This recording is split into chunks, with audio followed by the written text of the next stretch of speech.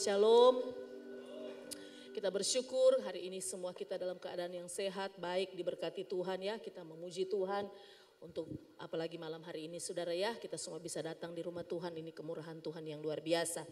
Mari hari ini kita akan belajar kebenaran firman Tuhan dan judul khotbah saya hari ini adalah mempertahankan sukacita. Mempertahankan sukacita. Mari buka bersama dengan saya 1 Samuel pasal 18.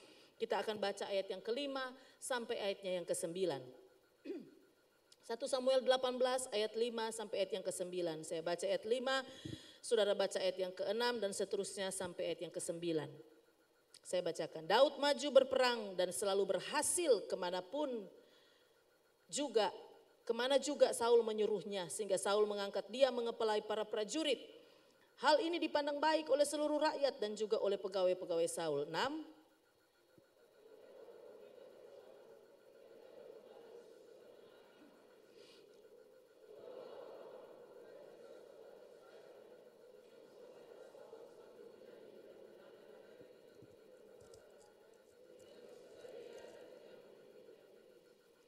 Dan perempuan yang menari-nari itu menyanyi berbalas-balasan, katanya, Saul mengalahkan beribu-ribu musuh, tetapi Daud berlaksa-laksa. 8.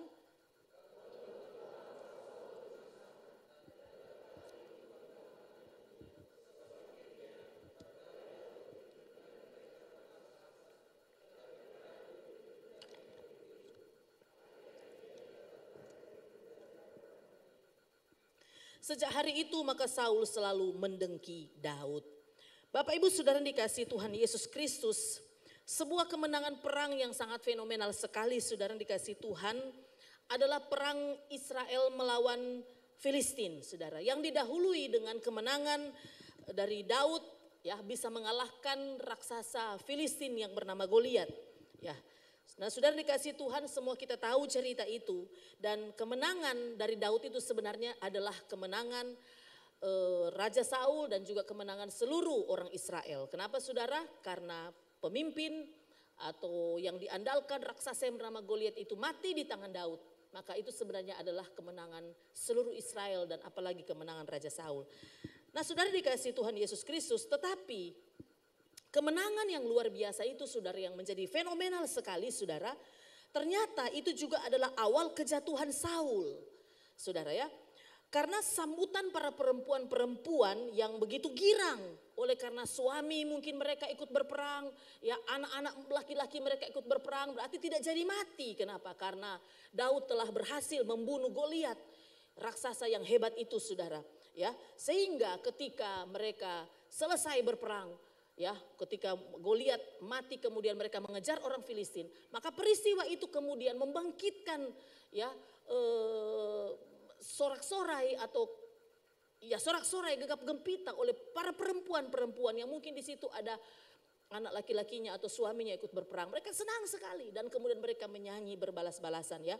Perempuan-perempuan itu bernyanyi dengan lagu yang spontan, kemudian berkata, Saul membunuh beribu-ribu tetapi Daud berlaksa-laksa. Saul mengalahkan beribu-ribu musuh tetapi Daud berlaksa-laksa.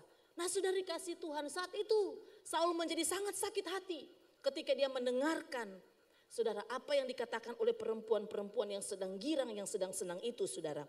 Dia kehilangan sukacita.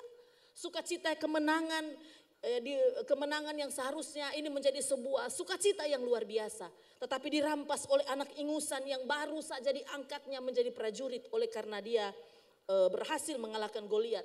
Anak ingusan yang belum pengalaman berperang, baru saja mengenal peperangan, tetapi perempuan-perempuan itu telah bersorak-sorak, ya, telah mengeluk-elukkan dia, menganggap dia telah membunuh berlaksa-laksa, berarti dia adalah seorang pahlawan yang gagah perkasa mengalahkan Saul. Saudara dikasih Tuhan, saya mau katakan begini, proses Saul kehilangan urapan Roh Kudus, kehilangan sukacita. Kenapa saudara? Karena dia tidak menjaga hatinya. Amin saudara. Karena dia tidak menjaga hatinya. Ini juga merupakan proses yang seringkali kita alami dalam hidup ini. Proses kita kehilangan sukacita adalah karena kita kadang tidak bisa menjaga hati kita. Saudara dikasih Tuhan, kita harus mengakui bahwa di dalam perjalanan kehidupan rohani kita bahwa kita seringkali kehilangan sukacita. Nah saudara, seringkali kita kehilangan sukacita. Saudara,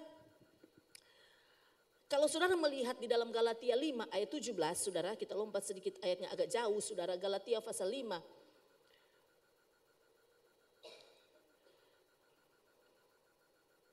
Galatia pasal 5 ayat yang ke-17, saudara. Firman Tuhan katakan,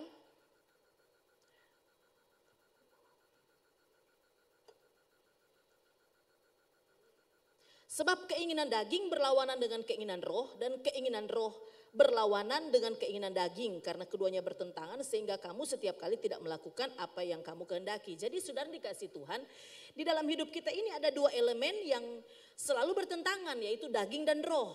Roh ingin melakukan yang benar, roh ingin melakukan yang baik, tapi daging ingin sebaliknya. Roh ingin kita punya belas kasihan, tetapi daging kita ini ingin mendengki, begitu seperti Saul. Ya, roh kita ini ingin melakukan atau ingin menjadi orang yang rendah hati, tetapi daging kita ini maunya angkuh dengan semua pencapaian-pencapaian kita. Inilah saudara, pertentangan antara dua elemen di dalam hidup kita. Ada daging dan ada roh. Nah, saudara dikasih Tuhan, ketika Saul tidak menjaga hatinya, maka rombongan penyakit hati itu mulai bermunculan, saudara ya. Ketika dia tidak menjaga rohnya, ketika dia tidak menjaga hatinya, saudara, maka rombongan penyakit hati mulai datang ya. Dikatakan dia mulai dengki kepada Daud. Ya, biasanya rombongan penyakit hati itu saudara bukan cuma dengki, biasanya dan kawan-kawannya itu iri hati, ya kan, cemburu, angkuh begitu saudara. Itu penyakit-penyakit hati yang biasanya muncul karena daging kita ini lebih kuat daripada roh. Nah, saudara dikasih Tuhan, apakah kita tidak pernah kena penyakit hati ini? Oh, saudara, saya pikir adakah di sini yang tidak pernah cemburu? Adakah di sini yang tidak pernah dengki? Adakah di sini yang tidak pernah iri hati? Adakah kita di sini orang yang tidak pernah sombong biar cuma satu kali? Nah, mungkin saudara ya, kita semua pernah kena penyakit hati ini saudara. Jadi kita ini berarti pernah kehilangan sukacita. Nah, saudara dikasih Tuhan, kita tahu siapa penghilang atau perampas sukacita itu. Saudara, Yohanes 10 ayat 10 berkata, pencuri itu datang, saudara, untuk apa? Mencuri, membunuh, membinasakan. Jadi kita tahu bahwa pelaku pencurian sukacita kita itu adalah iblis, saudara. Nah, saudara dikasih Tuhan, mari kita lihat bagaimana cara iblis mencuri sukacita kita. Bagaimana cara iblis mencuri sukacita kita? Karena ini juga dialami oleh Saul. Nah, saudara, yang pertama, cara iblis mencuri sukacita itu adalah dia membuat kita selalu melihat dari sisi negatif. Saudara, iblis selalu membuat kita melihat dari sisi negatif. Saudara, ada banyak anak-anak yang masih sekolah itu punya masalah, saudara. Ada banyak anak-anak bermasalah, katakan di sekolah atau di kampus, saudara ya. Nah, biasanya orang tua, saudara, langsung kemudian menyalahkan anaknya. Oh, kamu ini memang bikin onar, kamu ini memang tukang bakal lain, kamu. Saudara, ya kalau tidak menyalahkan anaknya, dia menyalahkan anak orang lain, atau dia menyalahkan guru-guru begitu saudara ya, atau dia menyalahkan orang lain lah. Nah, saudara dikasih Tuhan, jarang sekali orang tua itu introspeksi dirinya, gitu kan? Jarang sekali orang tua itu introspeksi diri. Sebenarnya anak ini bermasalah kan bisa jadi karena dia punya masalah dengan orang tua, dia punya masalah dengan keluarga. Biasanya kan begitu saudara. Nah, saudara dikasih Tuhan, tetapi kadang kita orang tua langsung menempatkan diri melihat pada sisi negatif. Kadang kita menyalahkan orang. Begitu juga saudara dikasih Tuhan. Iblis buat kita kehilangan sukacita. Dia tempatkan kita selalu melihat dari sisi negatif. Sehingga banyak suami lihat istrinya selalu dengan sisi negatif. Begitu saudara ya. Selalu ada saja kesalahan istri begitu. Ada saja yang tidak benar dari istri. Padahal istri juga sudah berjuang mungkin untuk menjadi istri yang baik begitu. Tapi ada saja. Ya, kalau bukan DP gode dia persoalkan gitu kan. DP gode, mungkin DP apa begitu ya, semua dipersoalkan begitu saudara, ada saja. Begitu juga sebaliknya, kadang juga istri suka sekali menyalahkan suami saudara, selalu melihat yang negatif, seperti tidak ada yang benar, tidak ada yang betul dari suaminya itu. Saudara ya, selalu disalahkan, anak ini dia salahkan suami, saudara ya, ekonomi bergoncang dia salahkan suami, selalu disalahkan begitu saudara ya. Nah, begitu juga dengan anak-anak. Kadang selalu menyalahkan orang tua, orang tua tidak mengerti, orang tua takut orang ini keadaan ini sudah zaman 2023 dan kemudian menyalahkan orang tua, saudara. Ya, papa mama selalu nasihat itu terus dari dulu, selalu bilang Tuhan Yesus mau datang, Tuhan Yesus mau datang, Tuhan Yesus nak datang, itu terus dia sebut. Saudara, Nah sudah dikasih Tuhan, kadang kita melihat dari sisi negatif. Ya, selalu kita melihat atau menempatkan diri kita melihat dari sisi negatif. Saudara, itu juga dengan jemaat begitu kan. Selalu kadang melihat sisi negatif dari hamba Tuhan, sisi negatif dari pendeta begitu kan. Pendeta juga ini kan manusia saudara ya. Seorang hamba Tuhan, seorang pendeta juga dia berjuang saudara di dalam panggilannya. Dia berjuang untuk bertumbuh, dia berproses juga saudara. Di dalam pelayanannya dia juga berproses. Saudara, jadi tidak ada malaikat yang berdiri di atas mimbar ini saudara ya. Kita semua juga sedang berproses di dalam kehidupan ini. Nah saudara dikasih Tuhan, kadang kita melihat dari sisi negatif dan itulah yang merampas sukacita kita. Saudara, yang kedua apa yang iblis lakukan saudara? Ya, bagaimana cara dia mencuri sukacita kita? Yang kedua, dia membuat kita selalu membandingkan diri kita dengan orang lain. Nah saudara, iblis itu suka sekali melihat kita tidak menerima dengan ucapan syukur kehidupan kita karena dia selalu mau kita ini punya pikiran bahwa kita ini selalu kalah dibanding orang lain. Saudara dikasih Tuhan Yesus Kristus, kita sering kehilangan sukacita karena kita sakit ketika kita melihat mungkin haters kita atau mungkin orang-orang yang katakanlah kita anggap itu saingan kita, kemudian mereka diberkati, kemudian mereka punya keluarga yang baik, mungkin mereka punya rumah baru, mungkin mereka punya mobil baru, mungkin mereka punya sesuatu dalam hidupnya, dan kemudian kita mulai melihat diri kita, aduh saya ini sudah jadi hamba Tuhan atau saya ini sudah jadi orang Kristen, saya sudah jadi anak muda yang melayani Tuhan, tapi kok kenapa ya hidup saya begini dibandingkan orang-orang lain yang tidak melayani. Nah sudah dikasih Tuhan, ada orang tua yang jadi saudara yang mulai membandingkan anak-anaknya. Wah kenapa anak itu sana dia boleh dapat terima di kedokteran beasiswa. Kenapa anak bebodok sekali. Bagus anak kurang ikut SMK juga anak ini ya kan. Padahal di SMK itu luar biasa saudara ya. Itu saudara sekarang kalau mau terlibat pelayanan di GB Woodward saudara harus ikut itu SMK. Makanya saudara sebentar daftar ya kalau yang mau pelayanan atau yang tidak pun di dalam pelayanan tapi ingin belajar itu bagus sekali. Tapi kadang kita lihat yang besar-besar itu anak itu ini, DP anak lulus di ini, aduh DP lulus di Jakarta, aduh. Saudara dikasih Tuhan, kita sering membanding-bandingkan kehidupan kita dengan kehidupan orang lain sehingga membuat kita kehilangan sukacita. Saudara dikasih Tuhan, yang ketiga yang sering kali iblis lakukan ya bagi kita, bagi orang percaya untuk merampas sukacita kita, mencuri sukacita kita. Yaitu yang ketiga, dia membuat kita selalu khawatir. Dia membuat kita selalu khawatir. Ada saja yang kita khawatirkan. Ada saja yang kita takutkan dalam hidup ini. Padahal saudara, saya pernah membaca ada penelitian yang mengatakan 90% apa yang kita takutkan itu tidak pernah terjadi. Tapi kita selalu takut. Saudara, kalau kita kena penyakit, misalnya kita lagi sakit begitu, padahal cuma sakit A misalnya. Kita pikir kita sudah B, C, D, E, kita sudah Z. Sudah kanker ini, begitu kan saudara ya. Kadang kita menjadi sangat takut begitu, kita khawatir sekali. Padahal tidak seperti itu dan itu merampas sukacita. Ada banyak orang tidak bisa tidur malam, tidak bisa tidur nyenyak. Kenapa? Karena selalu ingat, jangan-jangan kita ini. So sakit ini kita ini. Aduh jangan-jangan. Kalau hitung di tabungan tinggal begini, nanti bagaimana bulan depan, bagaimana itu anak, tuh anak mau mendaftar nanti tahun depan dia mau masuk sekolah. Padahal saudara nanti tahun depan dia kuliah saudara. Tapi kita sudah khawatir sejak malam ini, kita sudah takut karena kita melihat keuangan kita mungkin masih belum memadai. Nah saudara dikasih Tuhan, semua itu mencuri sukacita kita. Nah saudara dikasih Tuhan, mari kita belajar dari konteks yang kita baca 1 Samuel 18 ayat 5-9. Bagaimana cara kita mempertahankan sukacita kita sehingga tidak mudah dicuri oleh iblis.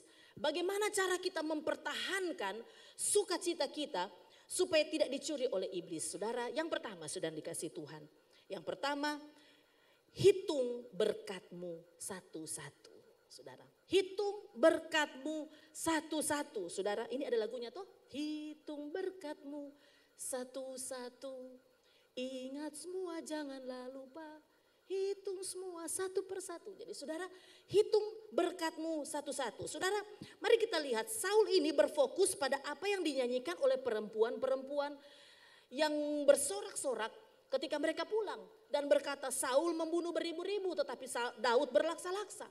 Sudah dikasih Tuhan, dia kehilangan sukacita sehingga timbul kedengkian kepada Daud. Saudara, karena dia berpikir bagaimana mungkin orang-orang memuji-muji Daud dan menganggapnya pahlawan. Padahal saya ini adalah rajanya. Saudara, bagaimana mungkin mereka menganggap dia pahlawan? Bagaimana mungkin mereka memuji-muji dia?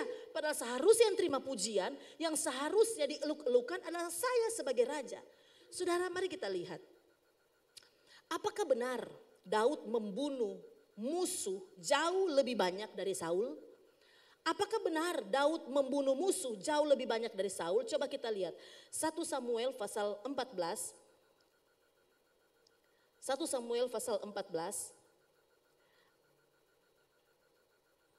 Ayat yang ke-47 dan 48. 1 Samuel 14 ayat 47 dan 48. Mari kita lihat saudara. Kita lihat track recordnya Saul di dalam peperangan. Saudara, dia punya track record yang sangat bagus. Mari kita lihat. Ayat 47 dan ayat 48. Setelah Saul mendapat jabatan raja atas Israel, maka perhatikan, berperanglah ia ke segala penjuru melawan segala musuhnya. Melawan siapa saudara? Melawan melawan Moab, Bani Amon, Edom, raja-raja negeri Soba dan orang Filistin. Dan kemanapun ia pergi, ia selalu mendapat kemenangan. 48, ia melakukan perbuatan-perbuatan yang gagah perkasa. Memukul kalah orang Amalek dan melepaskan Israel dari tangan orang-orang yang merampasi mereka. Saudara perhatikan. Saudara, dalam banyak catatan sejarah menunjukkan bahwa Saul juga membunuh musuh tak terhitung banyaknya. Saudara, Daud pada posisi ini baru menghadapi satu Goliat dan orang-orang Filistin. Tetapi Saul saudara, dia telah begitu banyak di dalam peperangan dan pertarungan. Saudara, jadi apakah benar Daud membunuh musuh jauh lebih banyak dari Saul? Tidak saudara. Saul juga membunuh musuh-musuh Israel itu jauh lebih banyak. Masalahnya adalah Saul tidak pernah menghitung berkat kemenangannya atas musuh-musuhnya. Itu masalahnya. Masalahnya dia tidak pernah hitung berkat kemenangannya. Hanya satu kemenangan Daud yaitu menumpas Goliat dan orang-orang Filistin. Dibandingkan dengan kemenangan-kemenangan Saul yang sebelumnya itu tidak seberapa. Saul itu punya pengalaman perang yang lebih banyak. Dia membunuh musuh lebih banyak. Tetapi ketika dia mendengar perempuan-perempuan itu berkata, Saul membunuh beribu-ribu, tetapi Daud berlaksa-laksa. Saudara, apa yang terjadi? Karena dia tidak mencatat kemenangannya.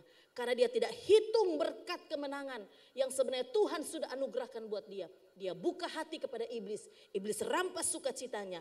Timbul kedengkian. Timbul iri hati. Panas hatinya.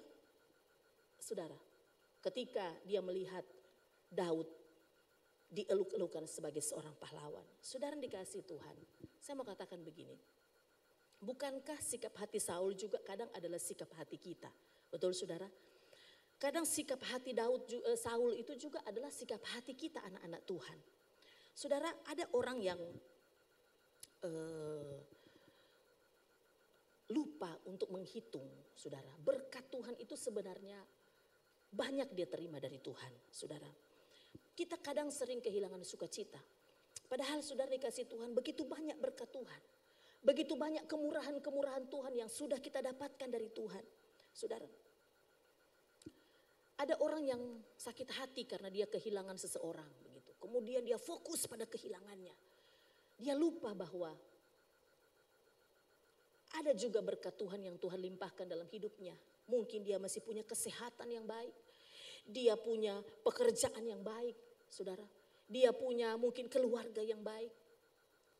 Ada orang yang begitu marah, ya, begitu sakit hati mungkin karena dia sakit dan belum sembuh. Kemudian dia meraju sama Tuhan. Padahal sudah dikasih Tuhan, dia juga punya berkat lain yang Tuhan sediakan buat dia. Mungkin dia masih punya istri yang mengurusi dia, mengasihi dia. Suami yang mengasihi dia, dia punya anak-anak yang diberkati, dia sebenarnya masih punya bisnis yang bagus. Saudara, ada orang yang begitu kecewa, begitu sakit hati, tawar hatinya oleh karena masalah ekonomi. Saudara, padahal sebenarnya juga dia masih menerima banyak berkat dari Tuhan. Mungkin dia masih punya rumah walaupun rumahnya kecil. Mungkin dia masih ke kantor atau dia masih ke tempat kuliah atau mungkin ke sekolah masih naik motor, begitu kan? Masih daripada berjalan kaki masih naik motor. Ada naik motor, saudara, ya kan? Pasti ada berkat yang sebenarnya kita sudah terima dan kita sudah nikmati dari Tuhan. Masalahnya saudara dikasih Tuhan, ada satu masalah Hanya satu masalah mungkin yang sedang kita hadapi hari-hari ini dan kemudian kita melupakan apa yang Tuhan sudah lakukan dalam hidup kita. Satu masalah seringkali mengalihkan seluruh kebaikan Tuhan yang pernah kita terima di dalam hidup ini. Saudara, kadang kita ini begitu ingat dengan baik. Ada satu orang yang mengucapkan kata-kata yang mungkin menyakitkan hati kita. Kemudian itu kita ingat dan kemudian itu kita menjadi susah hati dan kemudian kita kehilangan sukacita. Saudara, padahal kita lupa ada mungkin 1000 orang baik yang Tuhan tempatkan di hidup kita, yang mengasihi kita, yang masih mendoakan kita. Amin saudara. Tapi kita selalu hanya terpaku pada aduh ada itu satu itu bilang saya begini-begini. Saudara, padahal kita melupakan bahwa ada begitu banyak orang-orang yang mengasihi saudara, yang berdoa buat saudara, yang menopang saudara. Saudara yang dikasihi Tuhan Yesus Kristus. Saudara perhatikan kenapa Abraham, Ishak, Yakub sampai Daud. Saudara, kenapa mereka setiap kali bertemu dengan Tuhan dan setiap kali mereka mendapatkan kemurahan Tuhan, kebaikan Tuhan. Kenapa mereka selalu buat tugu atau batu peringatan atau kadang mereka buat mesbah. Saudara, di tempat tertentu di mana di situ mereka bertemu dengan Tuhan atau Tuhan bicara dan Tuhan memberkati hidup mereka. Kenapa mereka buat tugu? Kenapa mereka buat mesbah di situ? Saudara, karena mereka mau mengingat segala kebaikan Tuhan. Mereka mengingat segala kebaikan Tuhan satu persatu dan tidak melupakan apa yang Tuhan sudah kerjakan dalam hidup mereka. Maka mereka beri nama tugu itu, mereka beri nama batu peringatan itu, mereka beri nama mesbah itu. Saudara dikasih Tuhan Yesus Kristus, maka saya mau katakan begini, hitung berkatmu satu persatu. Saudara ingat, catat setiap pertolongannya sekecil apapun. Supaya pada saat diizinkan Tuhan, kita diizinkan Tuhan alami masalah, kita diizinkan Tuhan alami tantangan dalam hidup ini, kita tidak akan kehilangan sukacita. Kenapa? Karena kita ingat, kalau dulu Tuhan bisa tolong kita, maka hari ini bahkan masa depan kita juga Tuhan bisa tolong. Amin saudara. Dari yang dikasih Tuhan, maka kalau kita tidak mau kehilangan sukacita, selalu hitung berkat Tuhan. Saudara, satu persatu, apa yang sudah engkau alami di dalam Tuhan. Saudara, malam ini engkau bisa, kalau ketika engkau pulang, engkau catat. Kalau engkau sedang, aduh Tuhan saya kehilangan sukacita, coba catat dan ingat. Pasti saudara akan menemukan ternyata banyak sekali yang Tuhan sudah lakukan di dalam hidupmu. Saudara dikasih Tuhan, itu yang pertama. Yang kedua saudara, bagaimana cara saudara untuk mempertahankan sukacita? Yang kedua, berhenti menghitung kebaikanmu. Berhenti menghitung kebaikanmu. Kalau kebaikan Tuhan, hitung satu persatu. Tetapi kalau kebaikanmu, berhenti untuk menghitung. Saudara, pada saat Saul membuka hatinya pada kedengkian, maka saat itu dia kehilangan sukacita. Saudara, bahkan sampai dia kerasukan. Sudah dikasih Tuhan, Saul itu sebenarnya orang yang baik saudara. Orang yang baik, kenapa? Karena pada ayat 5 yang kita baca tadi saudara, bahwa dia memberikan jabatan yang bagus kepada Daud. Dia menjadikan Daud itu kepala prajurit. Saudara, berarti dia orang yang baik. Dia raja yang baik. Sudah dikasih Tuhan. Tetapi karena dia merasa dia telah melakukan hal yang baik. Dia merasa bahwa Daud berhasil karena dia yang membuat Daud menjadi prajurit, bahkan jadi kepala prajurit. Tetapi kenapa Daud itu menerima pujian? Mengapa Daud lebih disukai rakyat dibandingkan dengan dirinya? Sudah dikasih Tuhan. Saya mau katakan begini, waktu kita mulai menghitung-hitung kebaikan-kebaikan yang sudah kita lakukan, saudara, untuk orang lain. Maka di satu waktu kita akan menuntut orang lain memberikan yang selayaknya kita harus terima. Dan waktu kita mulai hitung-hitung kebaikan-kebaikan kita yang sudah kita lakukan, maka kita akan satu waktu kita akan menuntut orang lain memberikan kepada kita yang selayaknya kita harus terima. Saudara, dan itu sangat berpotensi untuk kita kehilangan sukacita. Saudara, saya ingat satu waktu di mungkin 20-an tahun yang lalu. Ada seorang anak muda yang dekat dengan saya dan juga dekat dengan keluarga saya. Saudara, satu waktu dia bikin kasus besar saudara. Kemudian karena saya kasihan, dia baru tamat SMA. Hele ijazah kasihan belum piambe di sekolah begitu kan. Jadi dia baru lulus SMA. Kemudian dia dapat kasus besar sekali. Dan akhirnya pada waktu kemudian dikumpul, saya ingat dikumpul diaken, dikumpul pejabat-pejabat gereja. Dia dikasih duduk situ saudara. Kemudian mulai diinterogasi begitu saudara. Saya bela dia, saya pasang badan buat dia saudara. Ya, jadi dia kena bully, saya juga kena bully saudara. Dia diceritakan orang, saya juga jadi diceritakan orang. Kenapa? Karena saya mati-matian membela dia. Karena saya pikir kasihan ini anak muda ini. Karena kasihan dia ini sedikit mungkin dari kampung jadi ya dibodoh-bodohin lah. Terjebak lah begitu saudara. Nah saudara dikasih Tuhan, singkat cerita ketika masalah sudah selesai. Saya carikan dia pekerjaan. Ya mungkin lobby-lobby begitu ya. Seingat saya tanya sama Ci ini, sama Ko ini. Ya saya tanya sama bapak ini, ibu ini. Apakah punya pekerjaan. Ada satu waktu dia dapat pekerjaan. Setelah dia dapat pekerjaan saudara. Kemudian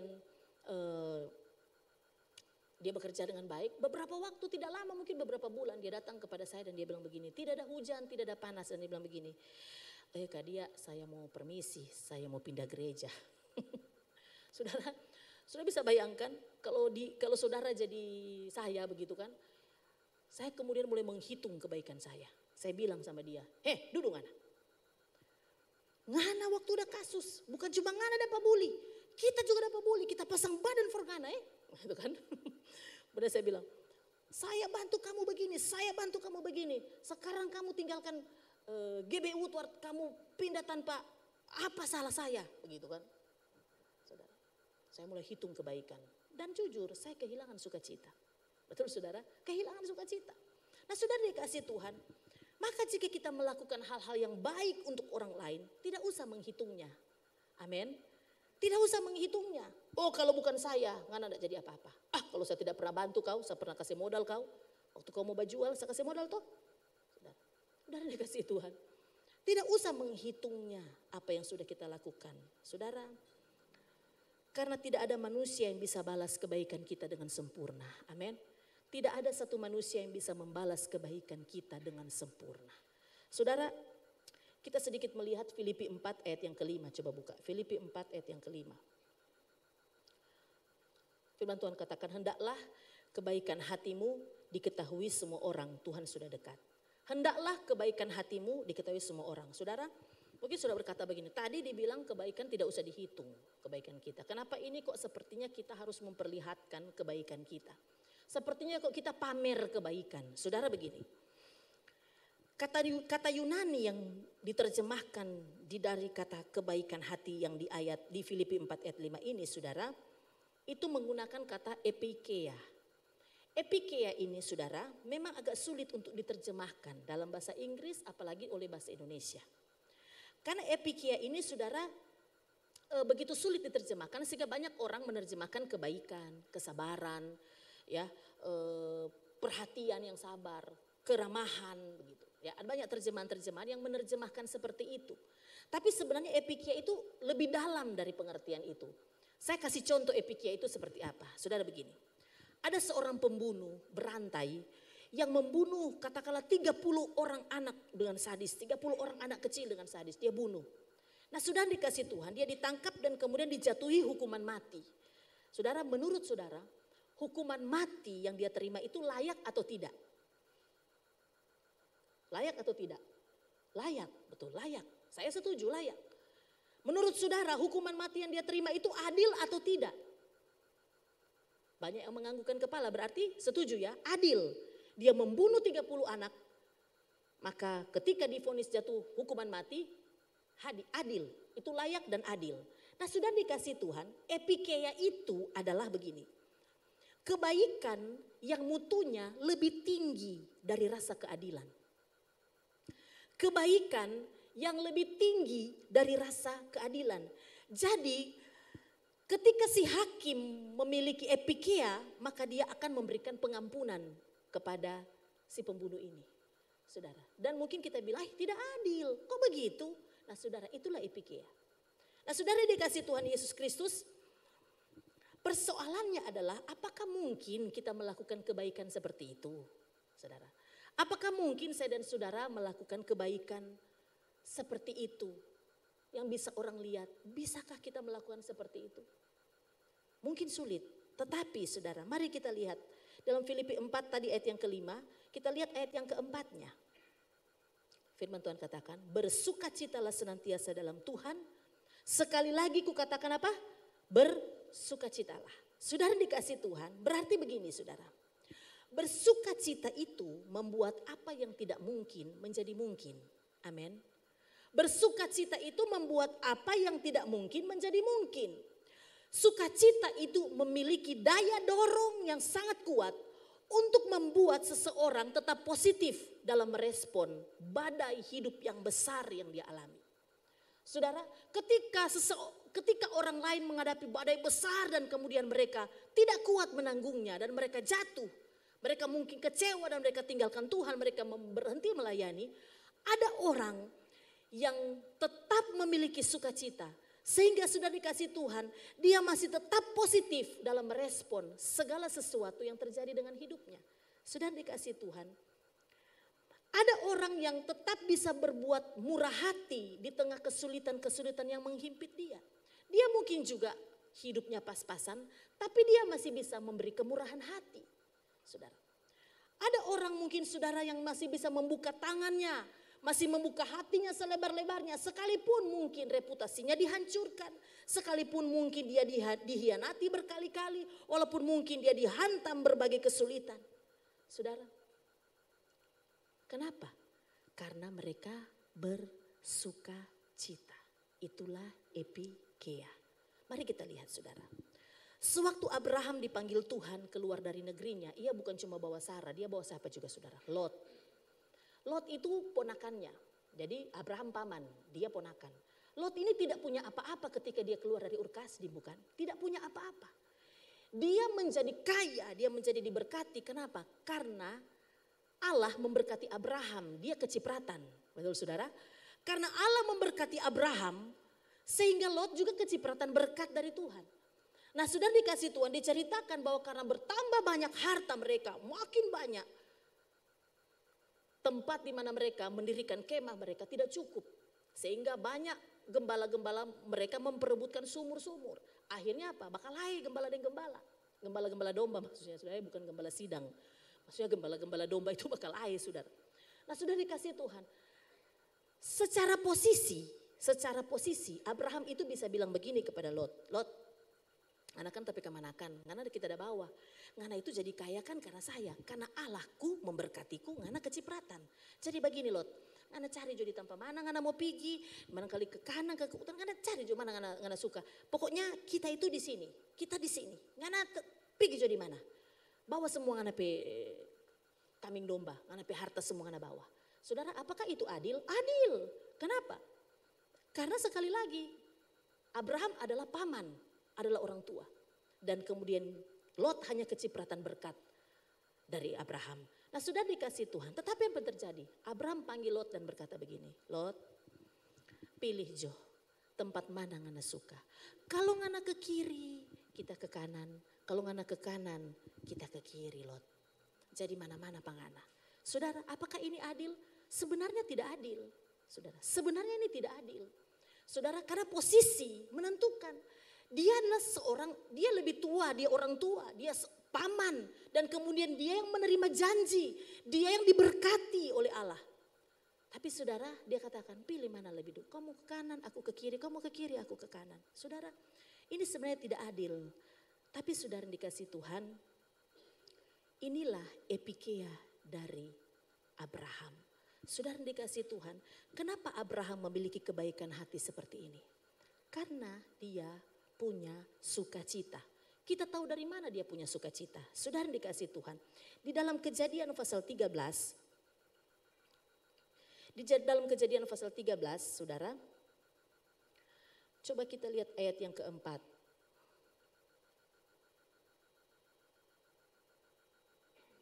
Ke tempat mezbah yang dibuatnya dahulu di sana, disitulah Abram memanggil nama Tuhan. Kemudian ayat yang ke-18. Sesudah itu Abram memindahkan kemahnya dan menetap di dekat pohon-pohon terbantin di Mamre, dekat Hebron. Lalu didirikannya lah mezbah di situ bagi Tuhan. Sudah lihat, kemanapun Abraham pergi, kemanapun Abraham berdiam, saudara dia bangun mezbah di hadapan Tuhan. Saudara dia selalu ingat kebaikan Tuhan. Saudara hatinya diliputi sukacita. untuk selalu merayakan kehadiran Tuhan melalui mezbah. Saudara, orang yang membangun mezbah pada masa itu adalah orang yang sungguh-sungguh sangat berterima kasih. Orang-orang yang sangat amat merasakan kebaikan Tuhan. Maka dia membangun mezbah dimanapun dia berada. Saudara dikasih Tuhan, saya mau katakan begini. Berhenti menghitung-hitung kebaikan kita. Berhenti menghitung kebaikan apa yang sudah kita lakukan kepada orang lain. Sebaliknya saudara, teruslah berbuat baik sekalipun orang itu tidak pantas untuk menerimanya. Amin saudara. Teruslah berbuat baik sekalipun yang kau lakukan itu kepada seseorang yang sebenarnya tidak layak untuk menerimanya. Sekalipun yang kau lakukan itu adalah kepada orang yang tidak pantas, tidak layak untuk mendapatkan kebaikanmu. Itulah epikeia. Saudara dikasih Tuhan.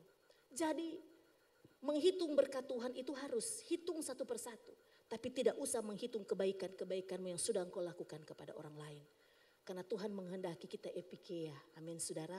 Yang kita lakukan itu, kita lakukan kepada orang lain. Sekalipun itu mau pantaskah atau tidak, dia menerimanya. Siapapun dia, kalau kita bisa melakukannya, kita harus melakukan kebaikan. Saudara dikasih Tuhan, itu yang kedua. Yang terakhir, secepat yang terakhir. Yang ketiga. Bagaimana cara kita mempertahankan sukacita kita? Yang ketiga, lipat gandakan ucapan syukur. Amin saudara. Lipat gandakan ucapan syukur. Saul kehilangan sukacita karena apa saudara? Karena banyak kehilangan ucapan syukur. Dia diangkat jadi raja saudara. Dia diangkat jadi raja. Dia meraih banyak kemenangan. Dan banyak hal yang sebenarnya dia pantas dan harus syukuri.